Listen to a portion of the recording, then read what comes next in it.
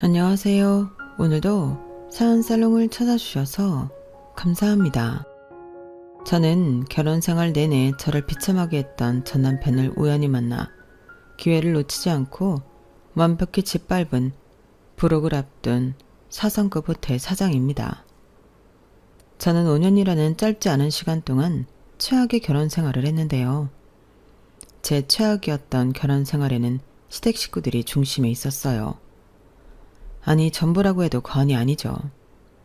저희 시아버지는 동네에서 고지식하기로 유명한 사람으로 무척 보수적이고 가부장적이에요. 특히나 여자는 이래야 한다, 저래야 한다는 생각이 강해서 저에게 이렇게 하지 마라, 저렇게 하지 마라 잔소리를 엄청 했어요. 한 번은 치마를 입었다고 사람들 다 있는 식당에서 얼굴이 화끈거릴 정도로 혼이 났었죠. 그리고 쌍둥이 시누이는 그런 아버지의 충실한 개였어요. 남편도 마찬가지였고요. 그래서 시아버지에게 혼이 나는 저를 방관하고 혼이 난 이후에는 비꼬고 타박하기 바빴죠. 게다가 남편은 어느 순간부터 시아버지처럼 저를 대하기 시작했어요. 정말 지옥 같은 결혼 생활이었죠. 그래서 결국 합의 이혼을 했어요. 하지만 저에겐 울분과 한이 있었죠. 매일 지옥 같았던 결혼 생활에 대한 악몽을 꿨어요. 저는 이를 갈며 언젠가 복수를 하겠다고 다짐했죠. 그러다 우연히 제가 사는 제주도에서 전 남편을 만났어요. 3년 만에 만난 전 남편은 달라진 게 없더군요. 하지만 저는 3년 사이에 많은 게 달라졌거든요. 그래서 시원하게 복수를 하고 남편이 무릎을 꿇게 만들었죠. 어떤 이야기인지 궁금하시죠? 지금부터 차근차근 말씀드릴게요. 제 고향은 지금 저희 가족이 터를 잡은 이 지역이 아니에요. 저희 가족은 제가 17살 때 이곳에 와서 자리를 잡았어요. 사실 저희 부모님은 이전에 과수원을 했어요. 저희 친가 대대로 오랫동안 과수원을 했는데 장남인 저희 아버지가 물려받았거든요. 하지만 아버지는 과수원을 물려받기 전부터 할아버지 과수원에서 일을 했어요. 국민학교를 졸업하자마자 중학교를 진학하지 않고 본격적으로 과수원 일을 배우기 시작했거든요. 물론 어린 아버지는 중학교에 진학하고 싶었죠. 더 공부하고 싶었어요. 하지만 과수원집 장남으로 태어난 아버지의 운명이란 게 있었죠. 장남으로 태어나면 반드시 무조건 순리적으로 과수원을 물려받아야 한다는 운명 말이에요. 그게 제 친가에서는 전통으로 불렸어요. 특히나 저희 할아버지가 그 전통에 대한 자부심이 투철했죠. 아버지가 할아버지 과수원에서 일을 했기 때문에 저희 가족은 할아버지, 할머니와 같이 살았거든요. 그래서 매번 할아버지가 해주는 옛날 이야기를 들었어요. 한 역사처럼 말이에요. 할아버지는 너희보다 어렸을 때부터 과수원에서 일을 시작했어. 사람들이 고사리 같은 손으로 참 야무지게 일을 한다고 어른보다 낫다는 말을 수십 번은 들었지. 나보고 큰 사람이 되려면 공부를 해야 한다는 사람들도 많았지만 세상은 실전이야. 몸으로 부딪혀 얻는 지식이 얼마나 값진지 모르고 하는 소리지. 책상 앞에 앉아 수백 년을 있어도 내 몸으로 직접 얻는 지식만 못하다. 그러니 너희들도 책만 보는 게 아니라 몸으로 부딪혀야 해. 그리고 가업을 물려받는다는 게 얼마나 자랑스러운 일이냐? 우리 집안은 뿌리가 깊은 집안이다. 동네를 다녀봐라. 너희 할아버지 모르는 사람이 있더냐? 그리고 그건 내 아버지 할아버지 때도 마찬가지였어. 그만큼 우리 집안이 역사가 깊은 집안이란 거지. 역사만 깊냐? 우리 과수원에서는 실패도 없었어. 흉년이야 운에 따르는 것이라 어쩔 수 없지만 우리의 실수로 우리의 판단으로 망한 적이 한 번도 없다 이거야. 준아야, 다른 애들은 몰라도 장남이 너는 이 사실을 크게 마음에 새겨야 한다. 너는 나중에 이 과수원의 후계자가 될 테니까. 솔직히 이 할아버지는 지금도 너를 과수원에서 일하도록 하고 싶은데 너희 부모가 고등학교까지는 보내고 싶다고 하도 성하여서. 어차피 과수원을 할 거면 그런 것들은 필요 없는데 말이야. 그래도 너희 부모가 그렇게 생각한다는데 어쩔 수 없지 않겠니? 아우, 애들 앞에서 옛날 얘기 좀 그만해요. 나중에 그러다가 준하가 과수원 안 물려받는다고 하면 어쩌라고 그래요? 그럴 수는 없지.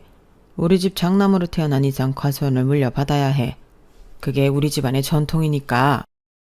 할아버지는 저희 남매, 아니 저희 오빠가 어릴 때부터 집안의 전통을 가르쳤고 틈만 나면 오빠를 과수원으로 데려갔어요. 그리고 그걸 저희 엄마가 탐탁치 않게 생각했죠. 아니 아버님은 왜 그 어린애를 틈만 나면 과수원으로 데려가는지 몰라. 그 어린애가 거기서 할 수 있는 게 뭐가 있다고. 나는 우리 아들이 작은 손으로 사갔다는 생각을 하면 억장이 무너져. 그 땡볕에서 쓰러지면 어쩌려고. 내가 아들을 괜히 낳았어.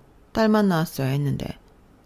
그래서 아버님이 맨날 노래하는 전통 정통을 끊어냈어야 했는데. 우리 아버님이 얼마나 그 전통에 목숨을 거는지 알아? 나중에 자기 죽어서 재산 싸움하고 혹여라도 가수원 팔까봐 벌써 변호사 만나 유언장 쓰셨어. 그리고 우리 남편 말고는 과수원에도 발도 못 붙이게 해. 사실 우리 남편 과일 정말 안 좋아하거든. 1년에 두세 번 먹을까 말까 해. 그런데 장남이라는 이유 하나로 과수원에 발목 잡혀서 살잖아. 그래서 중학교도 못 나오고. 그런 거 보면 가끔 안쓰럽다니까. 그래서 나는 우리 아들이 과수원 물려받는 거 싫어. 더군다나 우리 아들이 나를 닮아서 얼마나 피부가 여린데 땡볕이 쥐약이야. 그리고 너도 알잖아. 내가 잘 다니던 도서관 결혼하자마자 그만두고 이 시골에서 얼마나 힘든지. 너 오랜만에 본 내 피부 보고 놀라 까무러쳤잖아.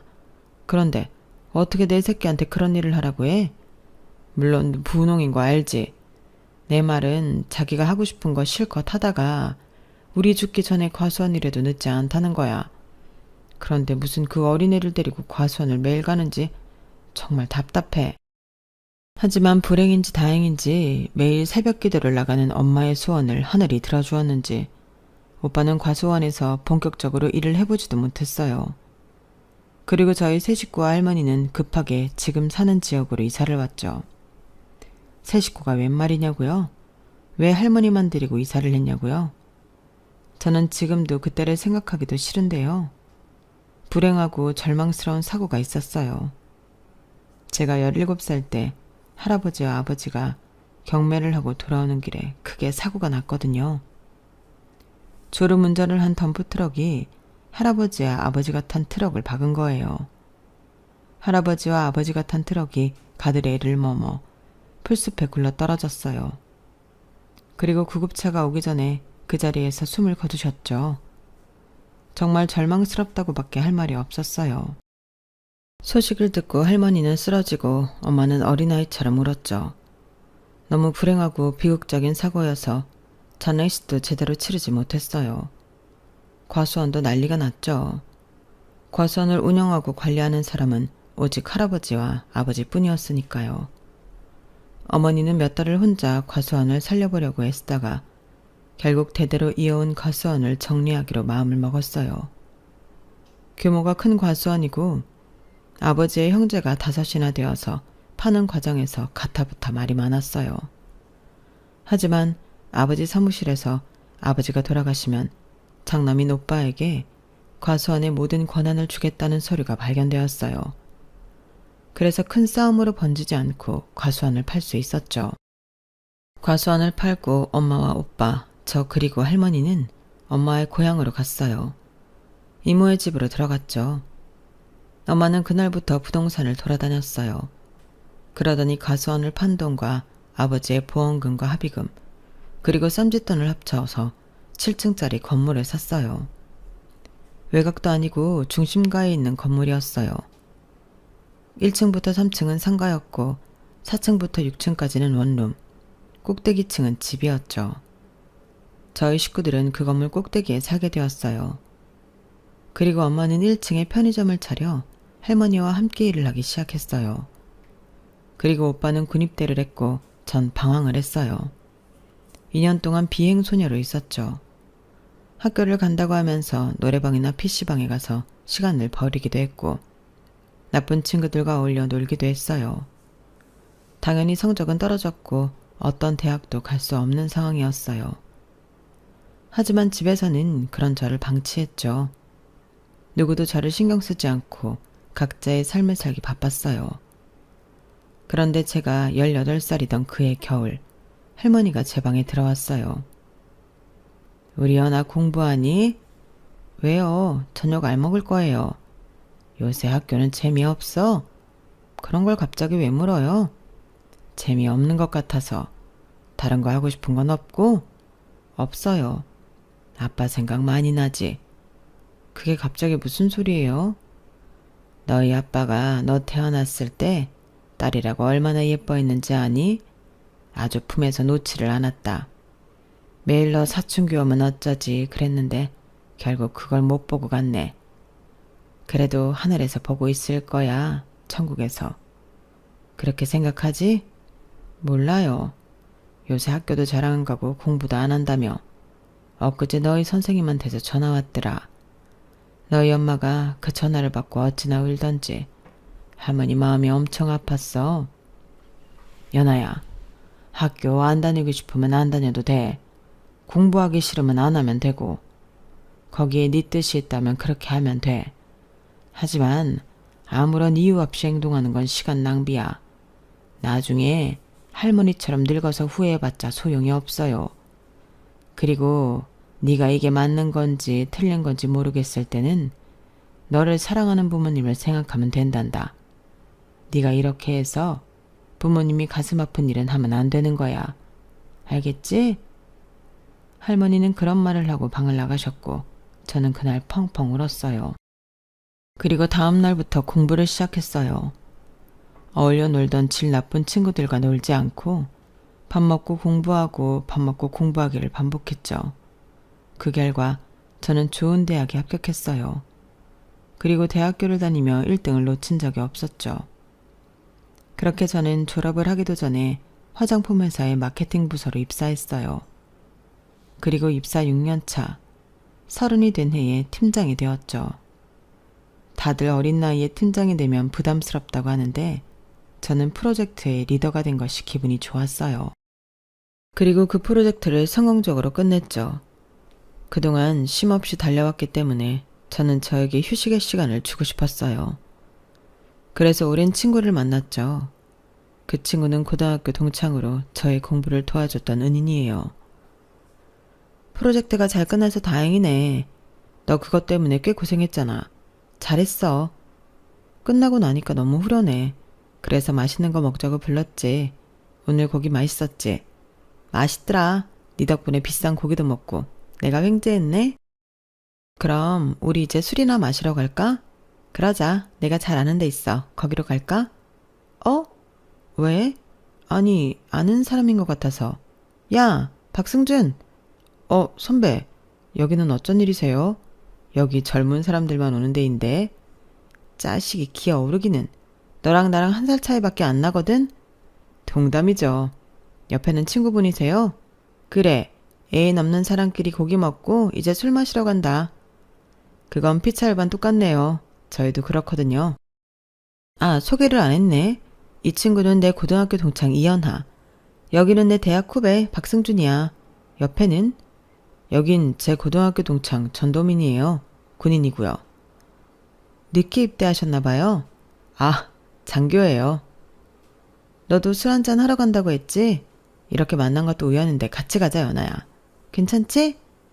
그렇게 저희 4사람은 술을 마시게 되었고 얼떨결에 다음 날이 주말이어서 계곡도 가게 되었어요. 네가 조수석에 타. 너 멀미하잖아. 게다가 제가 조수석에 앉게 되어서 무척이나 어색했어요. 친구와 친구 후배는 그런 제 속도 모르고 자기들끼리 이야기를 했죠. 저는 어색한 분위기는 못 참는 편이라 이것저것 물었어요. 다행히 제 말을 잘 받아주더군요. 운전도 부드럽게 해서 멀미도 나지 않았고요. 그리고 계곡에서 다 놀고 난 뒤에 저는 가장 마지막에 내렸어요. 그런데 제가 내리려고 할 때 남자가 내일도 보자고 하더라고요. 내일도 시간 괜찮으세요? 내일이요? 내일도 주말이잖아요. 내일도 같이 보자던가요? 아니요, 내일은 둘이 보자고요. 왜요? 궁금한 게 많아서? 저는 일단 알겠다고 하고 집으로 가서 서둘러 친구에게 전화했어요. 오, 생각보다 진도가 빠르네? 군인이라 그런가? 그게 무슨 소리야? 그때 처음 보고 나서 너 마음에 든다고 했대. 그래서 다리 좀 놔달라고 부탁하더라고. 괜찮은 사람 같지? 괜찮은 사람 같긴 한데 얼마나 봤다고 대뜸 둘이서 보자고 해. 네가 워낙 마음에 드는가 보지. 그리고 군인 장교면 공무원인데 안정적인 직장이니까 좋지 않아? 뭐 결혼할 것도 아닌데 그런 것도 신경 쓰나? 우리 결혼할 때 다 됐거든. 그런 거 신경 쓰면서 만나야지. 아무튼 잘해봐. 그리고 저는 몇 주 남자를 지켜봤고 적극적인 모습의 연애를 시작했어요. 남자친구가 된 그 사람은 연애를 할 때도 참 적극적이었어요. 열정이 넘쳤죠. 이제껏 제가 만나본 사람들 중 가장 저에게 헌신적이었어요. 그래서 연애한 지 8개월 만에 결혼을 하게 되었어요. 남자친구가 청혼을 했죠. 물론 처음엔 저도 급하다고 생각했어요.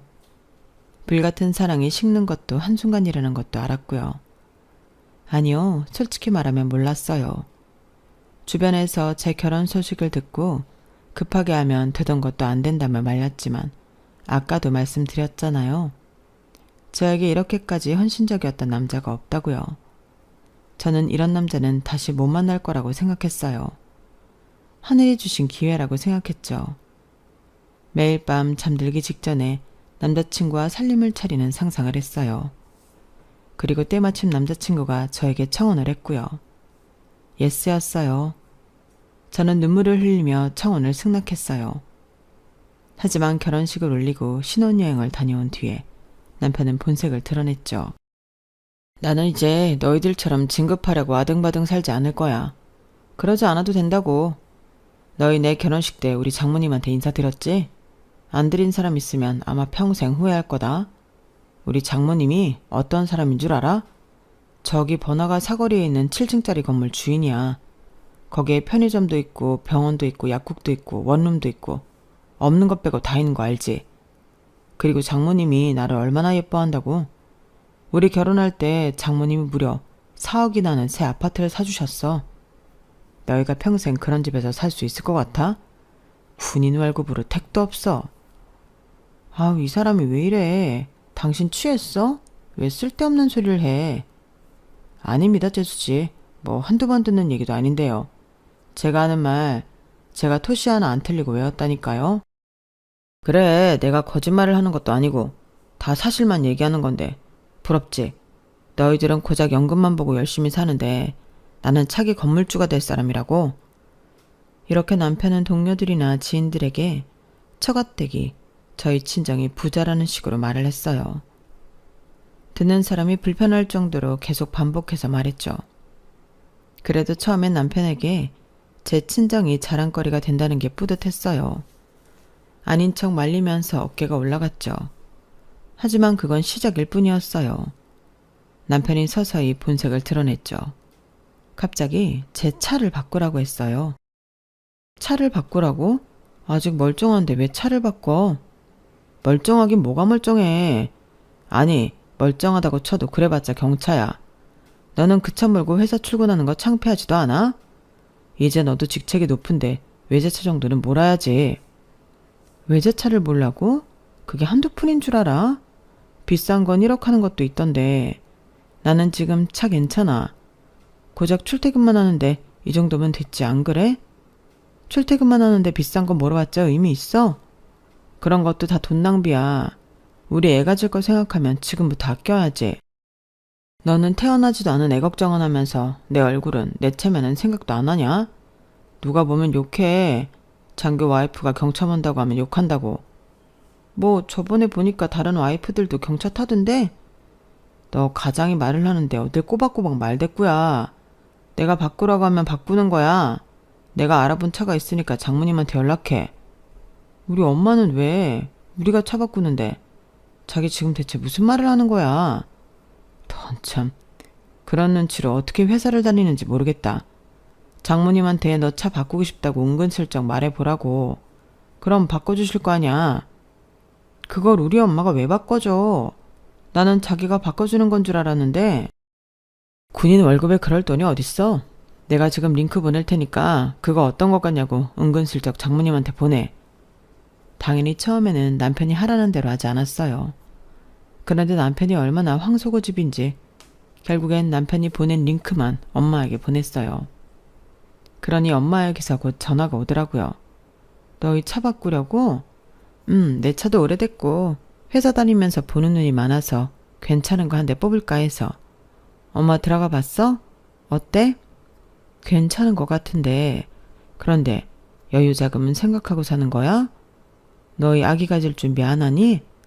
애 가지면 드는 돈이 한두 푼이 아닌데 지금 너희가 외제차를 뽑을 형편이 돼? 뭐 어떻게든 되겠죠. 지금 당장 아이가 나오는 것도 아닌데. 신중하게 생각해. 아이는 약속한 대로 오지 않는다. 언제 갑자기 아이가 생길지 모르는 일이야. 그러니까 미리미리 대비를 잘 해야지. 엄마는 계속 저희 부부를 걱정했어요. 저는 서둘러 전화를 끊었고 남편과 눈이 마주쳤는데 남편은 재촉하듯 묻더라고요. 어때? 장모님이 돈 준대? 차 사지 말라던데? 아기 생기면 들어가는 돈 많다고 그냥 지금 타는 거 타래. 제가 그렇게 말하자 남편은 대놓고 실망한 티를 냈어요. 그런데 그때 제 휴대폰으로 2천만 원이 입금되었죠. 엄마였어요. 남편이 제 휴대폰을 가져가 확인하더니 슬쩍 웃다가 빈정거렸어요. 내가 우리 장모님이 이런 사람이라는 걸 알았지. 그런데 너무 적다. 그 링크에 차 얼마인지 적혀있는데 절반도 안 주셨네.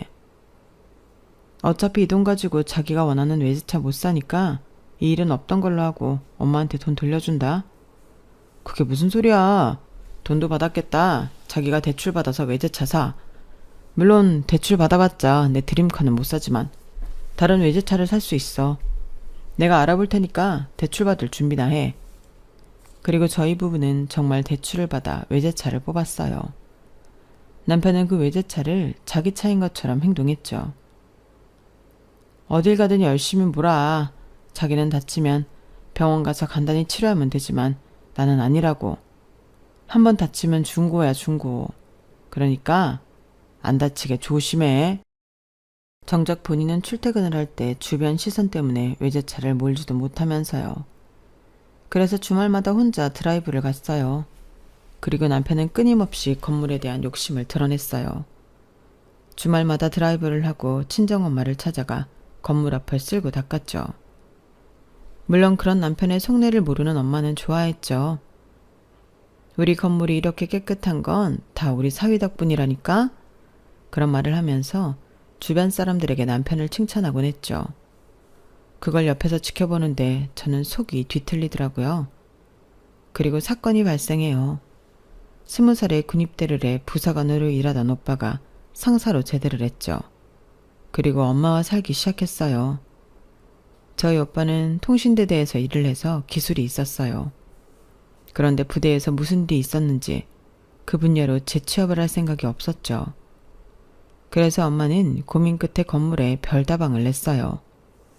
그리고 오빠를 점장으로 두고 관리하도록 했어요. 그 소식을 들은 남편은 저에게 막 화를 냈어요. 아니 그걸 가만히 지켜보고 있으면 어떡해. 이러다가 건물이 홀라당 다 형님한테 빼앗긴다니까? 빼앗긴다니.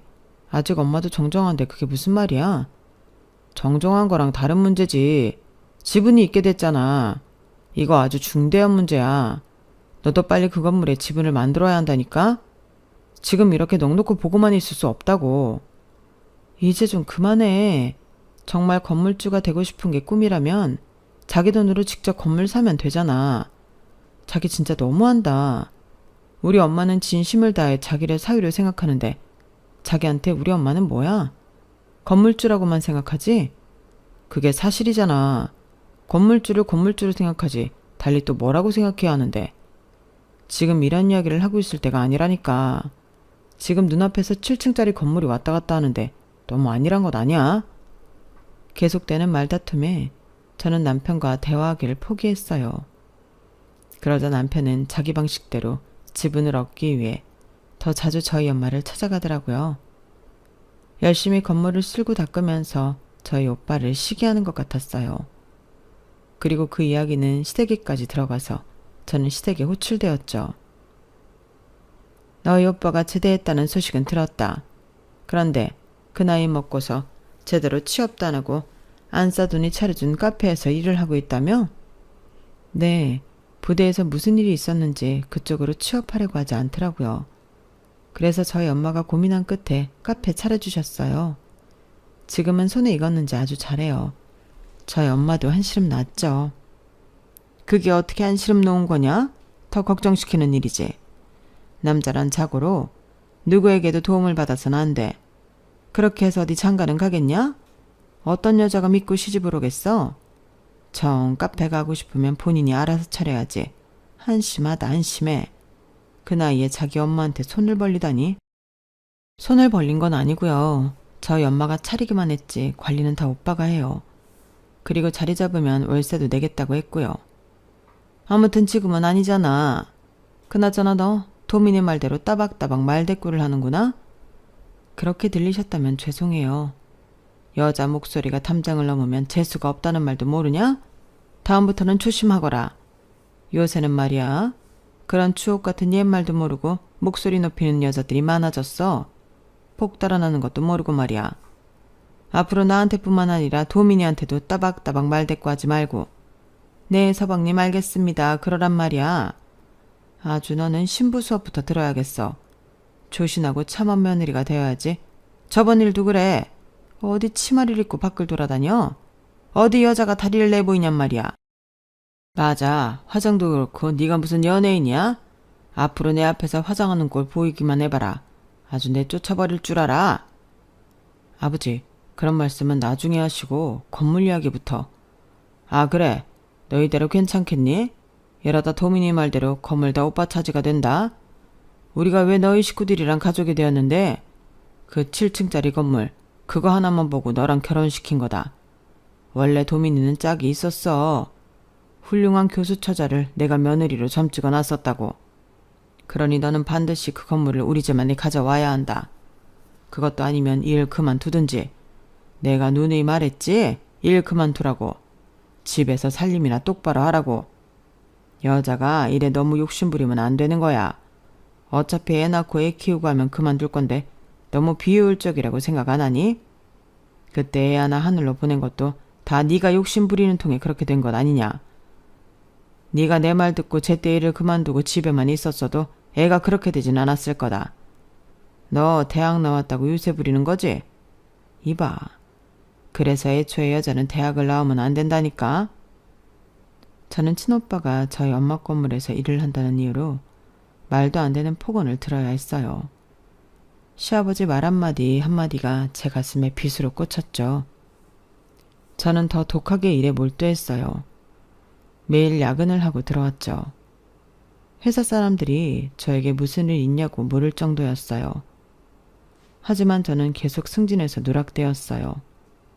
이유를 알 수 없었어요. 저보다 성과도 별로 내지 않았던 후배가 저 대신 승진했죠. 그걸 남편이 어떻게 알았는지 알고 저에게 비아냥거렸어요.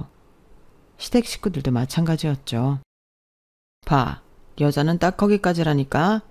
다 네가 결혼하고 애 낳을 걸 생각해서 높은 자리를 안 주는 거다. 그러니 포기해. 포기하고 살림이나 똑바로 하라고. 저는 지고 싶지 않았어요. 그런데 불행은 한꺼번에 온다고 엄마가 대장암 말기 판정을 받았죠. 엄마는 덤덤했어요. 그리고 치료를 받지 않으셨죠. 그러다 결국 편의점에서 쓰러져 돌아가셨어요. 저는 절망스러웠어요. 상황이 너무 제 뜻대로 흘러가지 않았죠. 그리고 엄마 장례식에 시댁 식구들이 왔는데 아주 제 속을 뒤집어 놓더라고요. 별로 맛있진 않네. 그러게요. 좀 쉬운 것 같은데. 너는 제대로 알아보고 정한 거니? 이러면 마지막 가는 길에도 너희 엄마 욕먹는 거야. 그러면 편히 눈을 감겠니? 식사하시고 가세요. 저는 손님 받아야 해서. 그건 그렇고 유산은 어떻게 됐어? 그 건물 반으로 나누는 거야? 저는 시아버지의 물음에 대답을 피하고 싶었어요. 그래서 자리에서 일어나는데 시아버지가 호통을 쳤어요. 이놈, 어디 어른이 말을 하는데 자리에서 일어나? 시아버지의 호령에 주위 사람들이 모두 저희를 쳐다봤어요. 저는 은근슬쩍 짜증을 냈죠.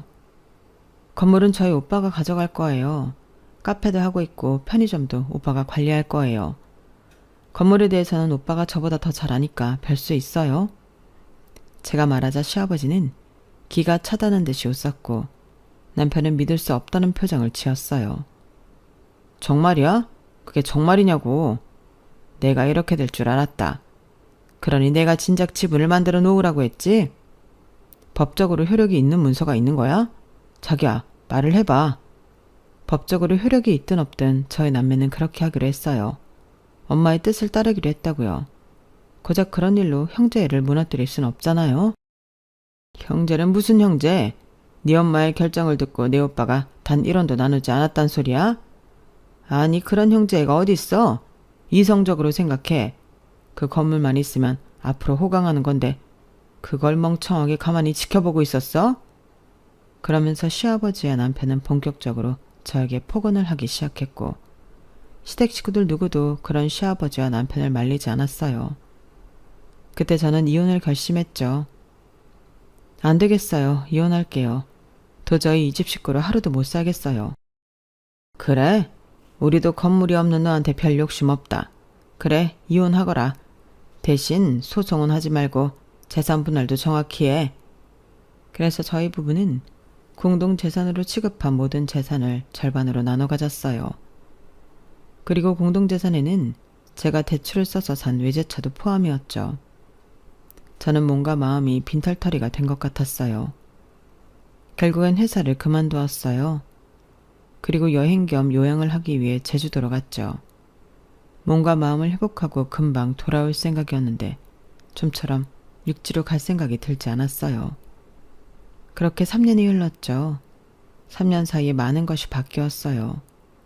저는 건강한 몸과 정신을 되찾을 수 있었죠. 그리고 운명의 장난처럼 전 남편을 제가 일하는 호텔에서 만났어요. 제가 청소를 하고 있었는데 그 객실에 전 남편이 묵고 있었죠. 잠깐 짐을 가지러 온다고 올라온 것 같은데 제 얼굴을 보고 흠칫 놀라더니 거만한 표정을 지었어요. 겨우 이런 일 하려고 이혼한 거야? 정말 우습다. 그런데 내가 보기엔 이 일도 적성에 안 맞을 것 같은데 너 청소 제대로 못했잖아. 내가 무슨, 네가 어지럽혀서 그렇지. 아, 이런 건 사진을 찍어서 우리 부모님이랑 누나들한테 보여줘야 하는데 요새 너 같은 것들에도 인권이라는 게 있어서 초상권도 마찬가지고 너도 알지? 그런데 정말 한심하다. 참, 날 보니까 딸로 태어나는 것도 죄구나 싶네. 그게 무슨 말이야? 딸로 태어나서 건물도 못 받고 이런 데에 와서 청소나 하고 있으니 말이야. 이름 그만뒀나 봐. 참네. 이렇게 그만둘 거였으면 진짜 그만뒀으면 좋잖아. 봐, 우리 아버지 말 틀린 거 하나 없지? 고래 자존심은 있어서. 그렇게 전 남편이 저에게 비아냥거리는 것을 저는 듣기만 하고 있었어요. 그런데 그때 거의 모든 직원이 객실로 들어왔죠. 한 직원이 제 손에 들린 걸레를 자기가 쥐었어요. 대표님, 청소는 제발 하지 마세요. 그러더니 직원들이 제가 사용한 청소용품을 카트에 넣어 정리를 했어요. 그런데도 전 남편은 처음엔 믿지 않더군요. 뭐? 사장? 어디서 연극 배우라도 데리고 온 거야? 야, 그런데 너무 티난다. 발연기네, 발연기야. 대표님, 아시는 분이세요? 전 남편이에요. 신경 쓰지 말고 일들 봐요. 사장실로 모실까요? 사장실? 그런 것도 준비했어? 그래, 한번 올라나가 보자. 열심히 준비했을 텐데. 내가 구경은 가줘야지. 전 남편은 호기롭게 제 사무실로 올라갔어요. 호텔 꼭대기에 있는 사무실은 벽이 완벽하게 통창으로 되어 있어 전 남편은 들어가자마자 압도당한 것 같았죠. 그런데 티를 안 내려고 무지하게 노력하더라고요. 참 애썼네. 그래서 이렇게 빌리는데 얼마나 들었어? 현실을 직시해. 여기까지 보여줬는데 어떻게 연극이라고 할 수 있지? 아니면 차라리 연극이길 바라는 건가? 내가 너보다 훨씬 많이 버니까? 네가 나보다 많이 번다고? 네가 정말 사장이라고? 그래, 내가 이 호텔의 사장이야. 여기 보이지? 너도 알겠지만 이 호텔 4성급 호텔이야. 2성급인 호텔을 4성급으로 발전시켰지. 어때? 꽤 근사하지? 그럴 리 없어. 너희 엄마의 유일한 재산이 건물인데 그걸 팔았을 리도 없고. 어디서 돈이 나와서 이렇게 된 거야? 사실 제가 제주에서 4성급 호텔 사장이 된 데에는 여차저차한 사연이 있어요. 제가 이혼을 한 뒤에 휴식을 위해 제주도로 왔다는 말씀은 드렸죠. 처음에 저는 게스트하우스에 있으면서 감귤 농장에서 아르바이트를 했어요. 그리고 주인 아줌마와 부쩍 친해졌죠. 주인 아주머니는 동네에서 유명한 정보통이었어요. 그래서 저는 아주머니를 통해 동네의 많은 정보를 알 수 있었죠. 그러던 어느 날 아주머니가 호텔을 인수하지 않겠냐고 물어봤어요. 호텔을요? 제가 어떻게 인수를 해요? 호텔 관리하려면 엄청 힘들 텐데 전 못해요. 네가 얼마나 야무진데 그걸 못해. 오히려 문제는 돈이지. 2성급이지만 그래도 호텔이잖아. 게다가 보수를 하려면 또 돈이 들고. 그래도 거기가 위치가 정말 좋아. 사면 무조건 이득이야. 저는 아주머니 말을 신뢰했어요. 그래서 고민하다가 제가 가진 돈을 전부 투자했죠. 호텔을 샀어요. 그리고 4성급 호텔을 만들기 위해 또 투자를 했죠. 그 큰 돈이 어디에 있었냐고요? 사실 저한테는 돈이 있었거든요. 퇴직금도 한 푼도 안 써서 그대로 있었고요.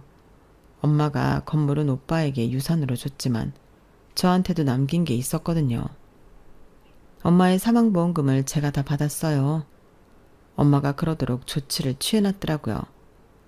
그 사실을 알고 제가 얼마나 울었던지. 그래서 아무리 힘들어도 그 돈은 안 쓰고 버티고 있었어요. 그러다 좋은 기회가 생긴 거죠. 이 정도면 하늘에 있는 엄마도 이해할 거라고 생각했어요. 그리고 시어머니가 투자를 했어요. 갑자기 시어머니가 투자를 했다니 놀라셨죠. 사실 저는 이혼을 하고도 가끔 시어머니와 연락을 했거든요. 시어머니는 제가 시댁 식구들에게 폭언을 당하는 걸 방관했지만 어떤 땐 같이 동의도 했지만 그런 저를 무척이나 안타깝게 여겼어요. 그래서 뒤에서 잘해주셨죠. 이혼을 하고 먼저 연락을 한 것도 시어머니예요. 저는 시어머니가 그렇게 해주는 것이 은근히 기분이 좋았어요. 그래서 저도 가끔 안부를 묻곤 했죠. 그러다 호텔 이야기가 나왔고 시어머니는 선뜻 투자를 하겠다고 했어요. 그렇게 십시일반 모은 돈으로 호텔을 샀고 4성급 호텔을 만들었죠.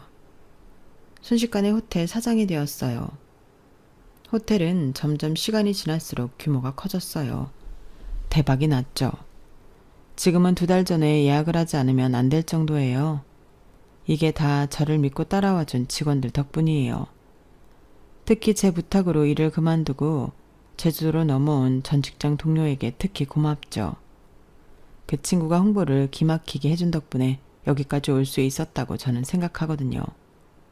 하지만 호텔에 성공해도 저는 거만하지 않으려고 노력했어요. 그래서 지시만 하지 않고 직원들과 함께 행동했죠. 청소도 마찬가지였어요. 청소를 지시만 하는 게 아니라 함께 했어요. 물론 직원들은 아까 보셔서 아시겠지만 제가 청소를 하는 걸 말렸죠. 하지만 현장을 알아야 바른 운영을 한다는 저의 믿음은, 철학은 여전했어요. 제가 호텔을 인수하게 된 사연을 이야기하자 남편은 믿을 수 없어 했어요. 그렇게 큰 돈이 너한테 있었다고? 그걸 왜 이제 얘기해? 그런 건 제깍제깍 나한테 이야기를 했어야지. 그리고 우리 엄마가 투자했다는 건 무슨 소리야? 그럴 리가 없잖아. 누가 전 며느리한테 그런 큰 돈을 투자해. 그것도 네가 잘못해서 이혼한 건데. 너 우리 엄마를 협박한 거 아니야? 협박이라니. 내가 협박 같은 걸 할 성격이 안 된다는 걸 잘 알 텐데. 내가 지금까지 말한 건 전부 사실이야. 어머님이 흔쾌히 투자해줬고 그 덕분에 대출을 받지 않았지. 이 호텔은 완전히 내 소유야. 표정을 보니까 배가 좀 아픈 모양인데 그러게 있을 때 잘하지 그랬어. 아니다. 나랑 지금까지 살고 있었으면 내가 호텔 사장도 못 되었을 테니까 너한테도 고마워해야 하나? 이건 말도 안 돼. 너 같은 게 이런 호텔의 사장일 리 없다고. 화려하긴 하지. 지금 네 표정을 보니까 내가 정말 성공했다는 게 느껴지네. 우연히 온 거겠지만 와줘서 고마워. 그러니 내가 호텔 업그레이드 해줄게. 편히 쉬다가 가. 전 남편은 열받았는지 얼굴이 붉어졌어요. 왠지 분해하는 것 같았죠. 그리고 그때 제 남자친구가 사장실로 들어왔어요. 연아야, 점심 먹자. 아, 손님이 있었네. 왔어? 벌써 시간이 그렇게 됐어? 몰랐네. 오빠, 잠시만 기다려줄래? 곧 끝날 것 같아. 제 말에 남자친구가 저에게 다가왔어요. 그리고 화가 나 있는 전 남편을 보며 누구냐고 물었죠. 내 전 남편이야. 전에 이야기한 적 있지. 나를 비참하게 했던. 그런데 여긴 어떻게 왔대? 우연히 왔나 봐. 나도 얼굴 보고 얼마나 놀랐는데. 이제 더 듣고 싶은 말 없지? 우리 점심 먹어야 하니까 돌아가줬으면 좋겠는데? 그런데 우리 초면이 아니지 않나요? 어디서 만난 적 있어? 흔하게 생긴 얼굴은 아닌데. 남자친구는 전 남편의 얼굴을 보며 곰곰이 생각하는 듯 했어요. 그리고 전 남편이 남자친구의 얼굴을 받고 새하얗게 질렸죠. 아, 맞네. 저희 어제 만났죠? 술 많이 드신 것 같은데 속은 괜찮으세요? 어제 만났다고? 내가 어제 접촉사고 있었다고 했잖아. 호텔 앞에서. 그래서 방금 술이 맡기고 오는 길인데 어제 이분이랑 부딪힌 거거든. 뭐? 설마 너 또 음주운전한 거야? 결혼 생활할 때도 가끔 그러더니 더 습관인 모양이다. 군인이 그래도 돼? 말도 안 돼. 네가 어떻게 포르쉐를 모는 남자를 만날 수가 있어. 이봐요. 그 차 자차 맞아요? 할부 때린 거죠? 자차 맞는데요. 일시불로 샀습니다. 뭐 불만 있으세요? 열낼 것 없어 자기야. 이 사람 인생에 포르쉐는 꿈도 못 꿔서 그런 거니까 이해해. 그리고 내 남자친구 능력 좋은 사람이야. 이 동네에서 제일 큰 감귤 농장하거든. 거기서 만났어 우리. 정말 웃긴다. 너는 사랑이 그렇게 쉽니? 이혼한 지 얼마나 됐다고 어떻게 벌써 애인을 만들어. 괜히 트집 잡지 마. 똥차 가고 벤츠 온다는데 가만히 놓치고 있어? 덕분에 나는 매일 행복한 하루를 보내고 있어. 어제 포르쉐를 박아서 꽤나 놀랐겠네. 그래도 내 남자친구가 아량이 넓어서 봐준 것 같은데. 그런데 어떻게 해야 하나? 음주운전이라며. 군인이 음주운전하고 그래도 돼? 아, 그리고 내 남자친구도 대령 출신이야. 제대한 지 좀 됐는데. 아, 그러게. 소령이라고 했죠? 제가 근무한 부대에 있다고 들었습니다. 그럼 아직 사령관님 그대로 계시나요? 저를 무척 예뻐하셨는데 그분이 완전 FM이잖아요. 음주운전 사실 알려지면 굉장히 곤란해질 텐데. 어제는 봐주지 않았습니까? 갑자기 왜 이러시는 거예요? 그건 제 여자친구를 비참하게 한 장본인인 걸 몰랐을 때이고요. 지금은 생각이 바뀌었습니다. 신고할게요. 기대하세요. 그렇게 말하자 전 남편은 얼굴이 새하얗게 질린 채로 사장실을 나갔어요. 그리고 남자친구는 정말 전 남편을 음주운전으로 인한 접촉사고로 신고를 했어요. 그리고 합의를 해주지 않았고 부대로 사건이 넘어갔어요. 결국 전 남편은 징계를 받았고 몇 개월 뒤에 제대를 했죠.